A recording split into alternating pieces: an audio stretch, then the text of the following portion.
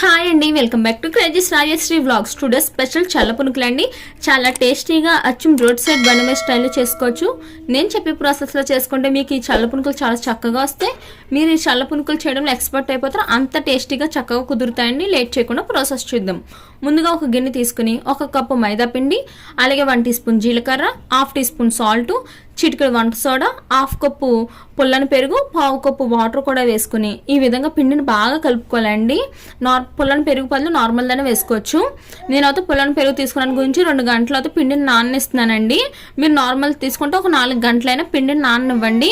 2 గంటల తర్వాత పిండిని ఈ విధంగా బాగా కలుపుకుని డీప్ ఫ్రై తగ్గట్టు ఆయిల్ పెట్టుకుని ఈ విధంగా చల్ల పునుకుల కింద చిన్నగా వేసేసుకోండి. అంతేనండి, ఎంతో టేస్టీ అయినా చల్ల పునుకులు రెడీ. మీకు కనుక ఫుల్ ప్రాసెస్ కావాలంటే వీడియో కింద లింక్ ఇస్తానండి. దీంతో పాటు పల్లీ చట్నీ కూడా ఉంది, వెళ్ళి చూడండి. అలాగే నా వీడియో కనుక మీకు నచ్చినట్టు అయితే subscribe. Thank you for watching.